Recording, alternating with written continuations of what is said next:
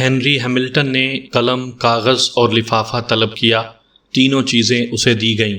اس نے کاغذ پر کچھ لکھا اور لفافے میں بند کر کے کاؤنٹ کی طرف بڑھایا۔ وہ جواب میں نے اس پرچے میں لکھ دیا ہے، تم خود بھی اس روح سے اس کے بارے میں معلوم کرنے کی کوشش کرو اور جو کچھ وہ جواب دے اس کا مقابلہ میری تحریر سے کرو۔ میرا خیال ہے ان دونوں جوابوں میں کوئی خاص فرق نہیں ہوگا۔ کاؤنٹ ہیمن نے یہ طریقہ پسند کیا اور وعدہ کیا کہ ایسا ہی کیا جائے گا۔ اس کے بعد کئی ہفتے امن اور سکون سے گزر گئے۔ راتوں کو روح کا چلنا پھرنا اور دروازے پر دستک دینا موقوف رہا۔ شاید اس نے سمجھ لیا تھا یہ لوگ اس مکان سے جانے والے نہیں۔ ایک رات کاؤنٹ نے چند دوستوں کو رات کے کھانے پر بلایا۔ کھانے سے فارغ ہو کر سب لوگ ڈرائنگ روم میں آتش دان کے پاس آن بیٹھے اور قہوہ پیتے ہوئے ادھر ادھر کی باتیں کرنے لگے۔ گفتگو زور و شور سے جاری تھی کہ یکا یک میز پر رکھا ہوا شیشے کا ایک خوبصورت اور نہایت قیمتی پیالہ آپ ہی آپ کھنکنے لگا۔ گفتگو ایک دم رک گئی اور ہر شخص سہمی ہوئی نگاہوں سے پیالے کو بجتے ہوئے دیکھنے اور سننے لگا۔ یقیناً کوئی غیر مرئی ہستی اس پیالے کے ذریعے اپنا پیغام دینا چاہتی تھی۔ کاؤنٹ ہیمن نے دوستوں سے کہا، براہ کرم سب لوگ کسی خوف کے بغیر اسی طرح بیٹھے رہیں۔ یہ ہمارے ایک دوست کی روح ہے جو اس مکان میں ہمارے ساتھ رہتی ہے اور غالباً کچھ کہنے کے موڈ میں ہے۔ یہ کہہ کر اس نے جلدی سے کاغذ سامنے رکھا اور پینسل پکڑ لی۔ پھر نامعلوم ہستی کو خطاب کرتے ہوئے کہا، ہم سب آپ کو خوش آمدید کہتے ہیں اور جاننا چاہتے ہیں آپ کی خواہش کیا ہے۔ اس کا طریقہ یہ رہے گا کہ میں انگریزی زبان کے تمام حروف تہجی باری باری بولتا جاؤں اور آپ جن حروفوں کے ذریعے اپنا پیغام دینا پسند کریں ان حروفوں کا نام آتے ہی پیالے کو بجا دیں۔ جملہ ختم ہوا۔ کمرے میں چند لمحے خاموشی طاری رہی۔ پھر ہیمن نے بلند آواز میں حروف تہجی کی تکرار شروع کی اور روح نے پیالے کو مختلف حرفوں کے نام پر بجانا شروع کر دیا۔ چند لمحوں کے اندر اندر ایک واضح پیغام ان کے سامنے تھا۔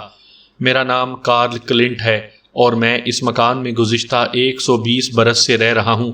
اگر آپ لوگ نچلی منزل کے چھوٹے کمرے میں چلیں تو میں اپنی بات زیادہ واضح انداز میں عرض کر سکوں گا۔ بعض لوگ چھوٹے کمرے میں جانے کے لیے فوراً آمادہ ہو گئے، جبکہ بعض کا کہنا تھا کہ ایسا کرنا حماقت ہوگی۔ بھلا 120 برس پرانی بدروح کا کیا اعتبار؟ ممکن ہے وہ کسی نوع کا نقصان ہی پہنچا دے، لیکن کاؤنٹ ہیمن کو اصرار تھا کہ ایسا نہیں ہوگا۔ اگر روح کسی نوع کا ضرر پہنچانے پر قادر ہوتی تو اب تک پہنچا بھی چکتی اور اتنی مدت تک انتظار نہ کرتی۔ غرض یہ سب لوگ ایک دوسرے کا ہاتھ تھامے ہوئے تجسس، خوف اور تعجب کے مراحل سے گزرتے ہوئے نچلی منزل کے اس چھوٹے کمرے کے قریب پہنچے جہاں جانے سے کتے اور بلی نے خوف کھایا تھا۔ کاؤنٹ ہیمن نے قفل کھولا اور سب اندر داخل ہوئے۔ اس کمرے کی فضا میں عجیب سی مرطوب بدبو پھیلی ہوئی تھی، ایسی بدبو جیسے کسی پرانی بوسیدہ قبر کی مٹی میں سے آیا کرتی ہے۔ انہوں نے کمرے کے اندر ایک چھوٹی میز بچھائی اور دائرے کی صورت میں کرسیوں پر بیٹھ گئے۔ پریکنس نے چند مومی شمعیں جلانے کے لیے ساتھ لے لی تھیں۔ یہ شمعیں فوراً روشن کر دی گئیں۔ اس کے بعد سب لوگ چپ چاپ روح کی آمد کا انتظار کرنے لگے۔ دفعتاً میز پر ایسی آواز اٹھی جیسے کسی نے آہستہ سے گھونسا مارا ہو۔ پھر یکے بعد دیگرے کئی آوازیں آئیں اور ہر آواز پہلی آواز سے زیادہ تیز تھی۔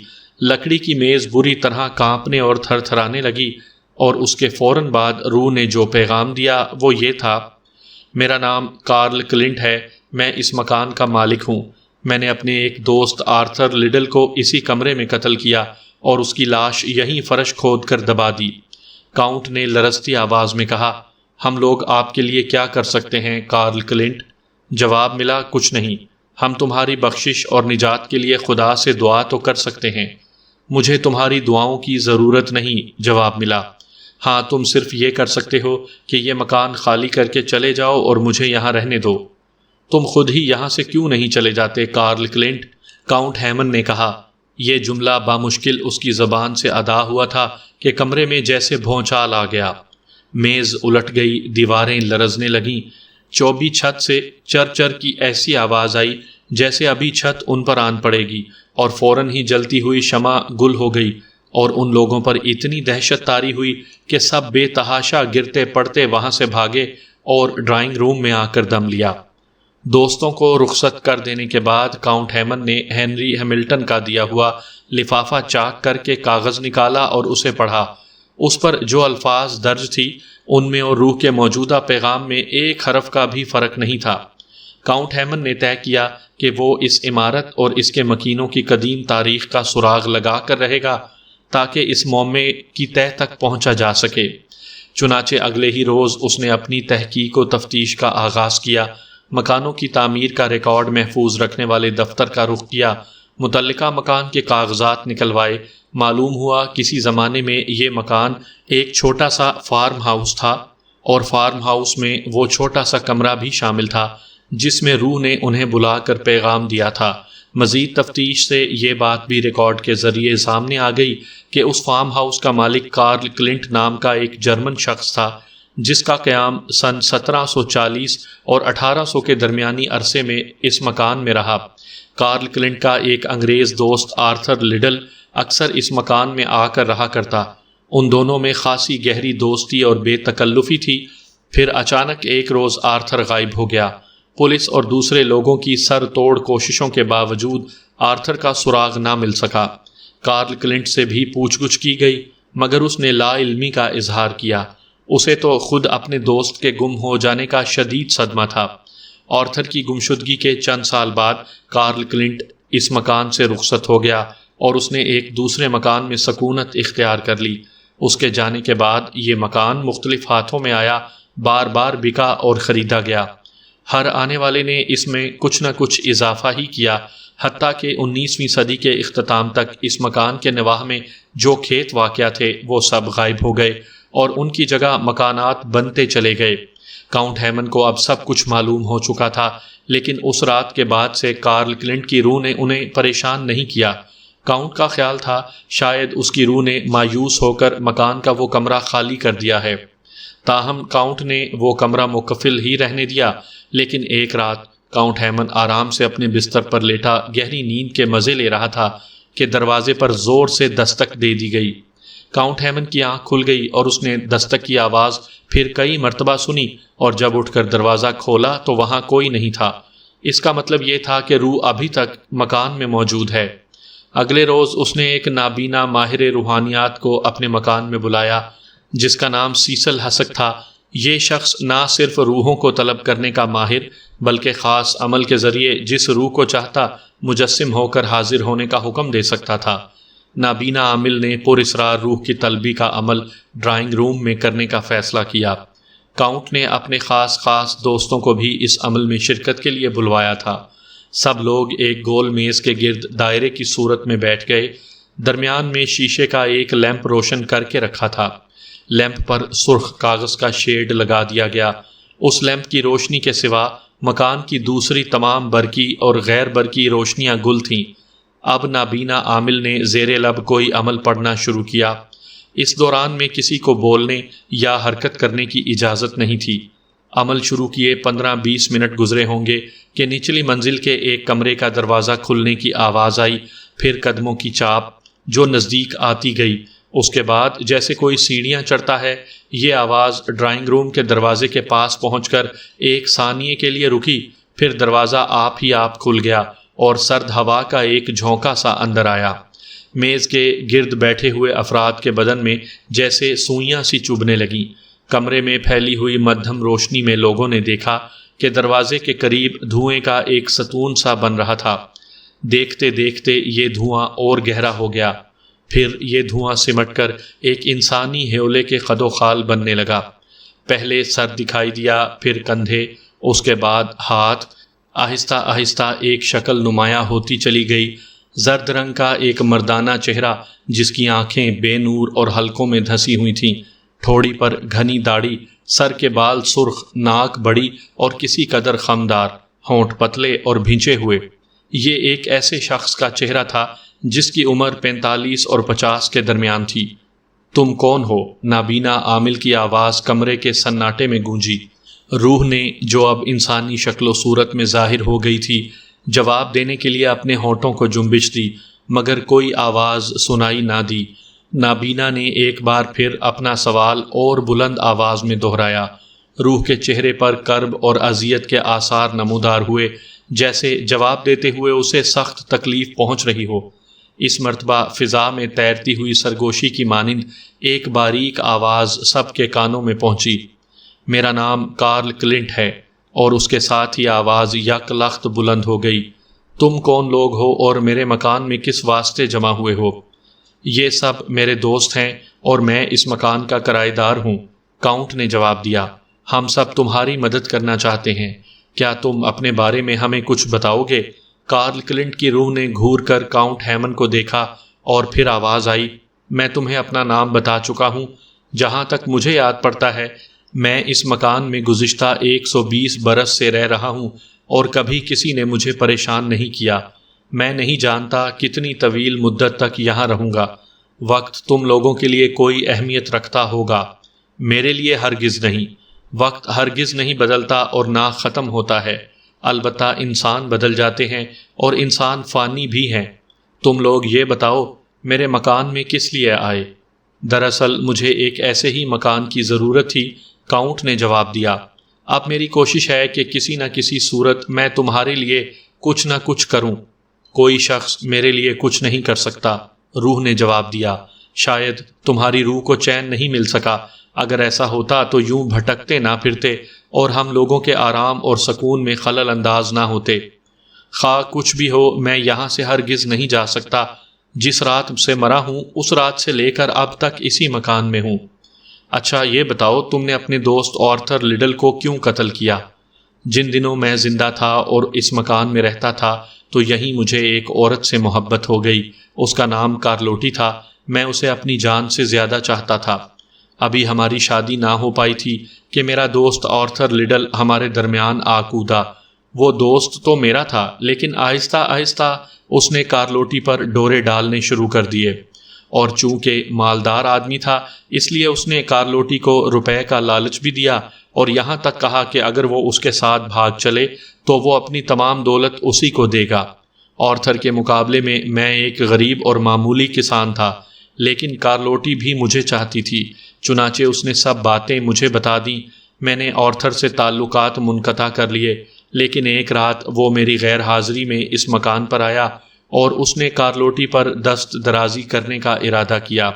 کارلوٹی نے بڑی مشکل سے اپنی عزت بچائی، اتنے میں بھی پہنچ گیا، اور جب مجھے اس کے کرتوت کا علم ہوا، غصے میں پاگل ہو گیا۔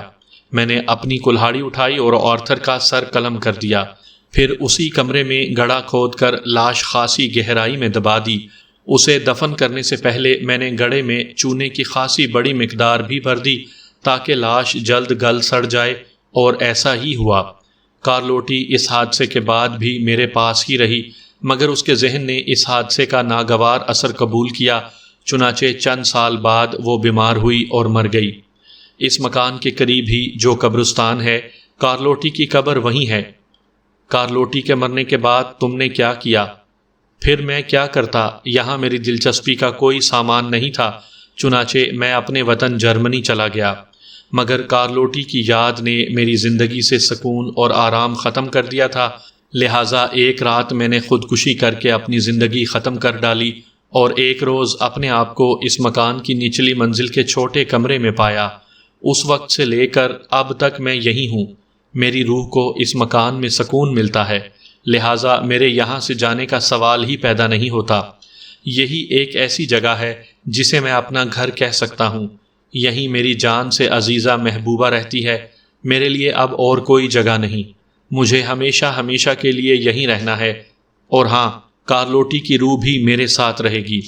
کارل کلنٹ، چونکہ تم نے قتل کا بہت بڑا گناہ کیا ہے، اس لیے تمہاری روح پر یہ عذاب ہو رہا ہے۔ تمہیں سکون، ابدی سکون کی ضرورت ہے۔ بتاؤ ہم تمہارے لیے کیا کر سکتے ہیں؟ میں کہہ چکا ہوں تم لوگ میرے لیے کچھ نہیں کر سکتے، اب سب راستے بند ہیں۔ ہاں، تم صرف یہ کر سکتے ہو کہ جس کمرے میں میری اور کارلوٹی کی روحیں رہتی ہیں اسے ہمیشہ مقفل رہنے دیا جائے، نہ وہاں خود جاؤ نہ کسی اور کو جانے دو۔ ہو سکے تو وہاں ایک میز اور 2 کرسیاں ضرور رکھوا دو، بس اور کچھ نہیں۔ میں پھر تنبیہ کرتا ہوں کہ سورج غروب ہونے کے بعد اس کمرے میں کوئی شخص داخل ہونے کی جرات نہ کرے۔ میں تمہاری خوشیوں میں حارج نہیں ہوں گا، باقی تمام مکان اس کمرے کے سوا تمہارا ہے۔ اور یوں یہ پراسرار ڈرامہ ختم ہوا۔ کاؤنٹ نے وعدہ کیا کہ اس کمرے میں کوئی نہیں جائے گا۔ اس نے اگلے ہی روز 2 کرسیاں اور 1 میز وہاں رکھوا دی اور دروازہ ہمیشہ کے لیے مقفل کر دیا گیا۔ وقت گزرتا چلا گیا، مہینے برسوں میں بدل گئے۔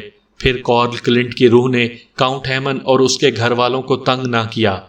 روح کے کمرے میں تاریکی اور خاموشی کے سوا کچھ نہیں تھا۔ کئی برس بعد کاؤنٹ نے یہ مکان چھوڑ کر دوسری جگہ جانے کا فیصلہ کیا، مگر وہ چاہتا تھا کہ اپنے اس فیصلے سے کارل کلنٹ کی روح کو ضرور آگاہ کرے۔ چنانچہ ایک رات اس نے پھر نابینا عامل کے ذریعے روح کو مجسم شکل میں طلب کیا۔ جب دھوئیں نے انسانی ہیولے کی صورت اختیار کر لی تو کاؤنٹ ہیمن نے کہا، کارل کلنٹ، میں نے تمہیں یہ بتانے کے لیے یہاں آنے کی زحمت دی ہے کہ ہم لوگ عنقریب یہ مکان خالی کر رہے ہیں۔ اس دوران میں تم نے اپنا وعدہ پورا کیا اور ہمیں تنگ نہ کیا۔ میں اس کا شکریہ ادا کرتا ہوں۔ کاش کوئی طریقہ ایسا ہوتا جس سے ہم تمہاری روح کو شادمان کر سکتے۔ کاؤنٹ ہیمن کا بیان ہے کہ یہ سن کر کارل کی روح چند لمحے خاموش رہی، پھر اس نے آہستہ آہستہ کہنا شروع کیا، تم یہاں سے جا رہے ہو؟ پہلے میری خواہش تھی کہ تم یہاں سے چلے جاؤ، مگر اب میں چاہتا ہوں تم یہیں رہو۔ تمہارے یہاں رہنے سے مجھے سکون ہے۔ تم چلے جاؤ گے اور تمہاری جگہ یہاں جو کوئی اور آئے گا تو وہ مجھے تنگ کرے گا۔ نہیں نہیں، تم نہ جاؤ۔ اچھا جاؤ، کاش میں بھی تمہارے ساتھ نئے مکان میں جا سکتا۔ کارل کی روح نے یہ الفاظ کہے تو کاؤنٹ اور کمرے میں موجود سبھی لوگ بے حد حیران ہوئے۔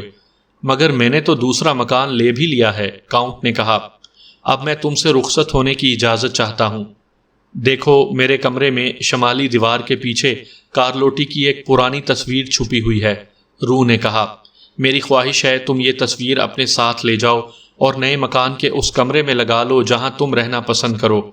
کاؤنٹ ہیمن نے ایک بار پھر روح کے کمرے کا تالا کھولا اور شمالی دیوار کو دیکھا بھالا تو پردے کے پیچھے سے ایک پرانی قلمی تصویر برآمد ہوئی جس پر گرد کی دبیز تہ جمی ہوئی تھی۔ گرد صاف کی گئی تو ایک خوبصورت جوان سال عورت کے خد و خال ابھر آئے۔